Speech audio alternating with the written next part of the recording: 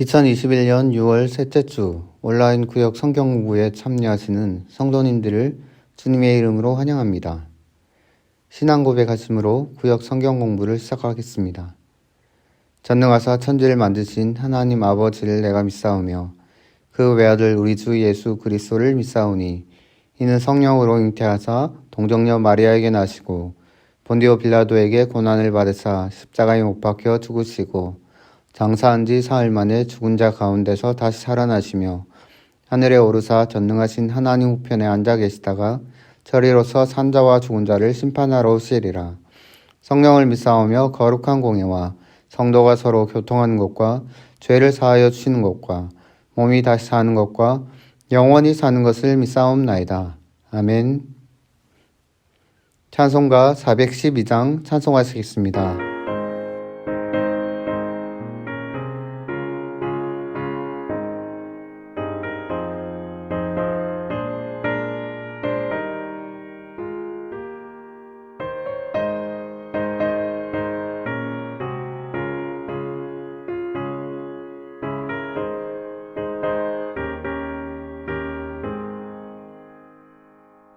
내 영혼의 그 깊은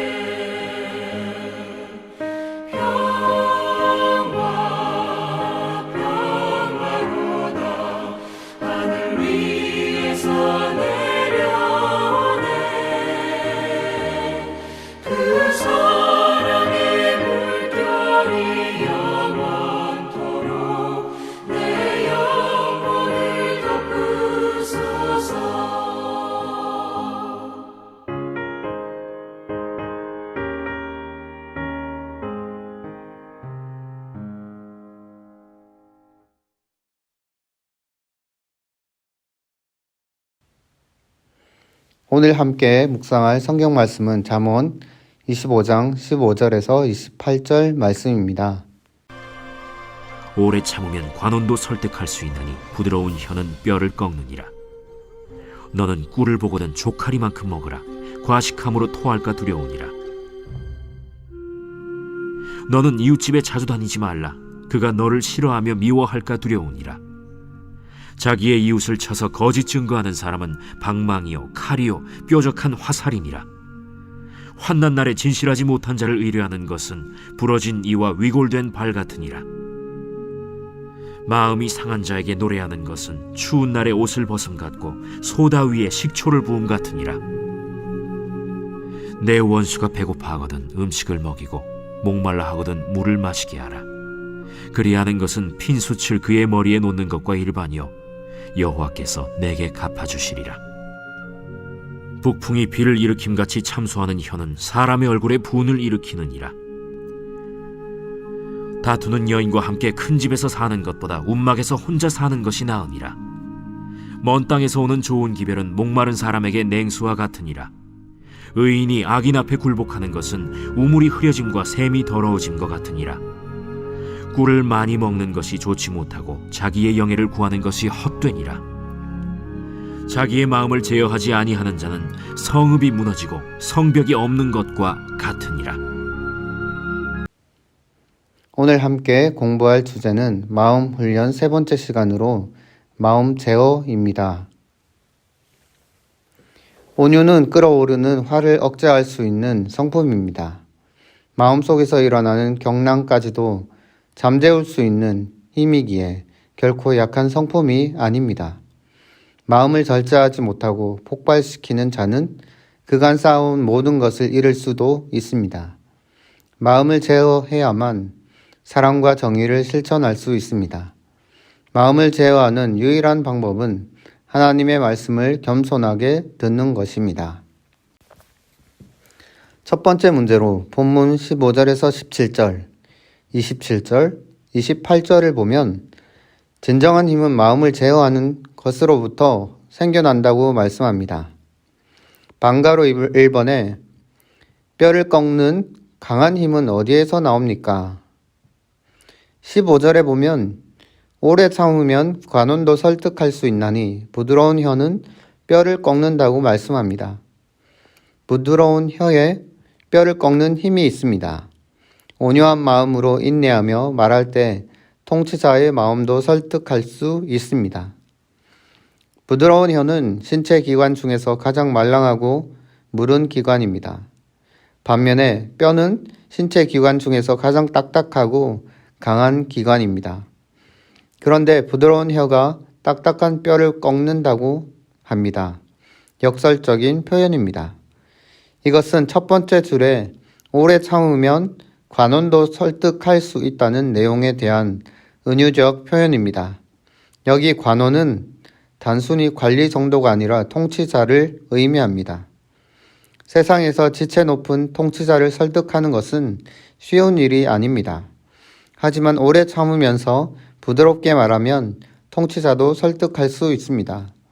즉 자신의 감정을 절제하고 인내하면서 신중하게 말을 하면 상대의 완고한 마음까지 열게 할 수 있습니다. 방가로 2번에 아무리 좋은 것이라 할지라도 절제하지 못하면 어떤 일이 발생할 수 있습니까? 본문 16절, 17절, 27절에 보면 아무리 달콤한 꿀이라도 절제하지 못하고 과식하면 토하게 되고 아무리 가까운 사이일지라도 그 집을 너무 자주 방문하면 좋은 관계가 깨질 수 있다고 말씀합니다. 꿀은 주로 야생에서 생산됩니다. 그래서 누군가 이런 진귀한 야생꿀을 운 좋게 발견했다면 그 즉시 많이 먹고 싶을 것입니다. 하지만 절제하지 못하고 과식하게 되면 그 귀한 꿀을 다 토할 수도 있습니다. 꿀의 은유는 친구와의 관계로 연결됩니다. 즉, 친한 벗이라고 해서 그 친구 집에 너무 자주 드나들면 소중한 우정이 깨질 수 있습니다. 이 원리는 영의 축으로 확장됩니다. 즉 아무리 빛나는 영예라 할지라도 절제하지 않으면 헛것이 될 수 있습니다. 절제해야만 값지고 좋은 것을 오래 누릴 수 있습니다. 방가로 3번에 사람이 자기 성읍을 지킬 수 없는 이유는 무엇입니까? 28절에 보면 자기의 마음을 제어하지 아니하는 자는 성읍이 무너지고 성벽이 없는 것처럼 외부로부터 자신을 지킬 수 없다고 말씀합니다. 자신의 마음을 절제하지 못하는 것은 성에 둘러진 성벽을 걷어내는 것이나 마찬가지입니다. 성벽이 없다면 그 성읍은 대적에게 짓밟힐 수밖에 없는 것입니다. 마음을 절제하지 않는 것은 자신의 삶을 다른 사람이 약탈하도록 방치하는 것이나 마찬가지입니다. 자신의 삶을 든든하게 지키고 싶다면 마음의 절제가 필요합니다. 아무리 좋은 것이라 할지라도 욕심을 내지 않는 게 중요합니다. 인간관계가 되었든 자기 성취 욕구가 되었든 물질에 대한 소유욕이 되었든 절제해야 합니다. 마음의 욕구를 통제하지 못하면 인생 전체가 기초부터 흔들려 무너질 수 있습니다. 온유한 말과 행동은 상대의 분노까지 누그러뜨릴 수 있습니다. 지혜로운 사람은 자신의 마음을 제어하면서 이성적으로 예의 바르게 말합니다. 감정을 절제하기 힘들 정도로 화가 나는 상황에서 나는 어떻게 행동하고 있습니까? 사람이 성내는 것이 하나님의 의를 이루지 못한다는 말씀을 마음에 새겨야 합니다. 참을 인자 셋이면 살인도 면한다는 옛 말도 있듯이 매사에 자신을 살펴 절제함으로 흥분된 마음을 가라앉히고 온유해지기를 소망합니다. 마음을 절제할 수 있어야 자기 성읍을 지킬 수 있습니다. 성읍은 내 상황과 가족, 공동체, 직장과 같은 삶의 현장을 말합니다. 요즘 마음을 절제하면서 지켜야 할 성읍이 무엇인지 서로 나눠봅시다. 두 번째 문제로 본문 18절에서 26절에 보면 자기 마음을 제어해야 사회에서 사랑과 정의도 실현할 수 있습니다. 방가로 1번에 마음을 제어하지 못하는 자는 이웃에게 어떤 해를 끼칩니까? 18절에서는 거짓 증거를 통해 이웃을 죽음의 자리로 몰아세운다고 말씀합니다. 20절에서는 마음이 상한 자에게 노래를 부릅니다. 이런 행위는 마치 추운 날에 옷을 벗기고 상처 자리에 식초를 붓는 것처럼 잔인합니다. 마음의 탐욕이 통제되지 않는 사람은 타인에게 큰 해를 끼칠 수 있습니다. 법정에서 증언하는 사람이 갖춰야 할 기본 덕목은 진실함입니다.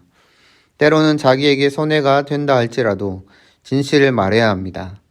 왜냐하면 그래야 이웃이 억울한 누명을 쓰고 피해를 보지 않기 때문입니다. 법정에서 거짓 증언하는 것은 마치 전쟁터에서 방망이, 칼, 활로 상대를 죽이는 것이나 마찬가지입니다. 마음의 탐욕이 거짓된 말로 표현될 때 그것이 살상 무기가 되어 이웃이 큰 상처를 받아 죽을 수 있습니다. 마음에 그릇된 탐욕을 통제하지 못하는 사람은 무고한 사람의 피를 흘리는 불의를 저지르고 마는 것입니다. 방가로 2번에 자기 마음을 통제하는 자는 원수를 만났을 때 어떻게 행동합니까? 21절과 22절에 보면 자기 마음을 통제하는 자는 원수가 배고파하면 음식을 먹이고 목말라 하면 물을 줍니다. 이것은 원수 머리 위에 핀 숯을 놓는 것과 같습니다. 원수에게 회개할 기회를 주는 선한 행동이기 때문입니다. 마음을 잘 다스리는 사람은 심지어 자기와 불편한 관계에 있는 원수에게도 호의를 베풉니다. 이것은 원수의 머리 위에 핀 숯을 올려놓는 것이나 마찬가지입니다. 핀 숯을 머리 위에 올려놓는다는 것은 크게 두 가지 해석이 있습니다. 하나는 호의가 원수에게 보복이 된다는 것이며 또 하나는 호의가 원수에게 회개의 기회가 된다는 것입니다. 이집트 지혜 문헌에 나오는 차임 베제라는 도둑은 핀 숯불을 담은 그릇을 자기 머리 위에 두고 양심의 가책을 받아 훔친 마법의 돌을 다시 돌려줬다고 합니다.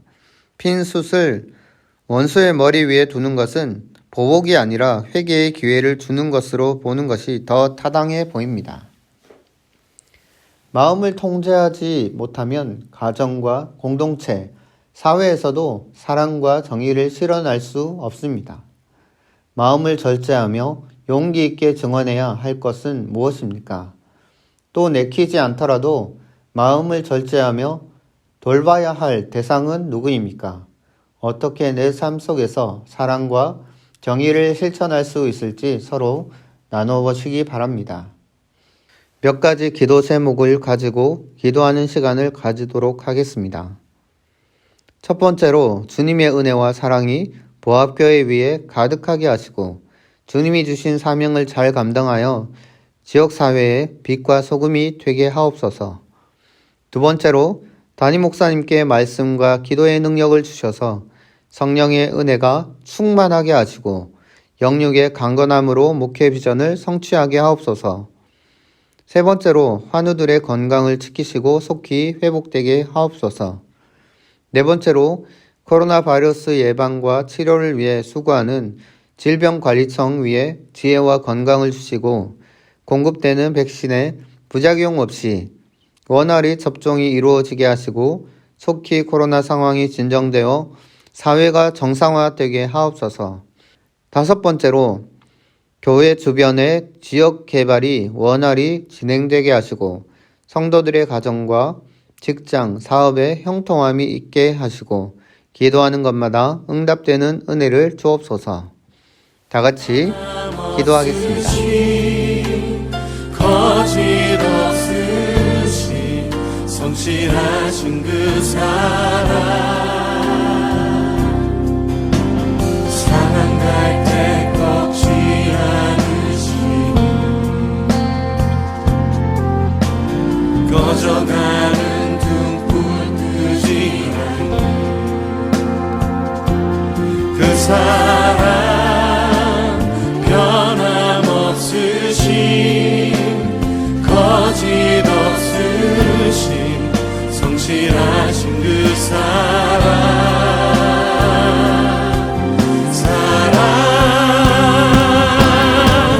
그 사랑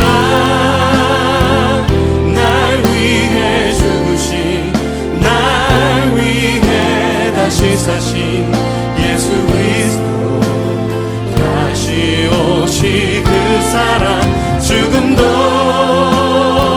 생명도 천사도 하늘의 어떤 권세도 끊을 수 없는 영원한 그 사랑 그 사랑 그 사랑 날 위해 죽으신 날 위해 다시 사신 예수 그리스도 다시 오실 그 사랑 죽음도 생명도 천사도 하나님 하늘의 어떤 권세도 십자가의 사랑으로 우리를 붙드신 주님 영원토록 주님 찬양합니다. 그 사랑 나 위해 죽으신 다시 사신 아멘 다시 오시 그 사랑 죽음도 생명도 천사도 하늘의 어떤 권세도 끊을 수 없는 영원한 그 사랑 예수 그 사랑 날 위해 죽으신 날 위해 다시 사신 예수 그리스도 다시 오시 그 사랑 죽음도 생명도 천사도 하늘의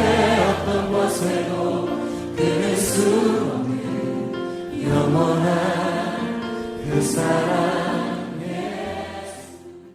우리의 마음을 지키시는 하나님 은혜를 감사드립니다.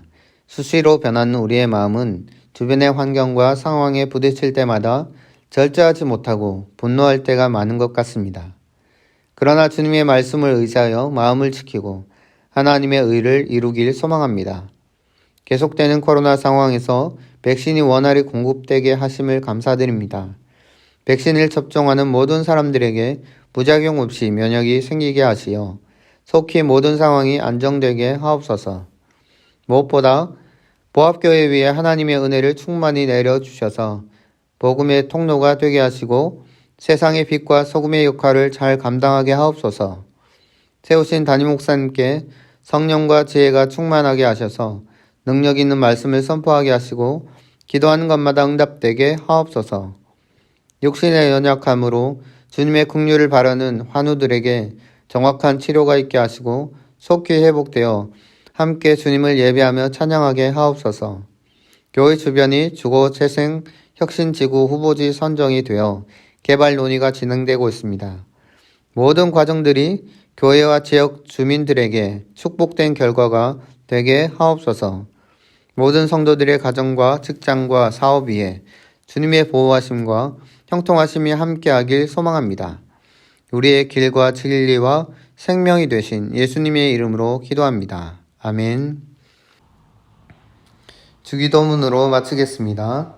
하늘에 계신 우리 아버지여, 이름이 거룩히 여김을 받으시오며 나라의 임하옵시며 뜻이 하늘에서 이룬 것 같이 땅에서도 이루어지이다. 오늘날 우리에게 일용할 양식을 주옵시고 우리가 우리에게 죄 지은 자를 사하여 준 것 같이 우리의 죄를 사하여 주옵시고 우리를 시험에 들게 하지 마옵시고 다만 악에서 구하옵소서. 대개 나라와 권세와 영광이 아버지께 영원히 쌓옵나이다. 아멘.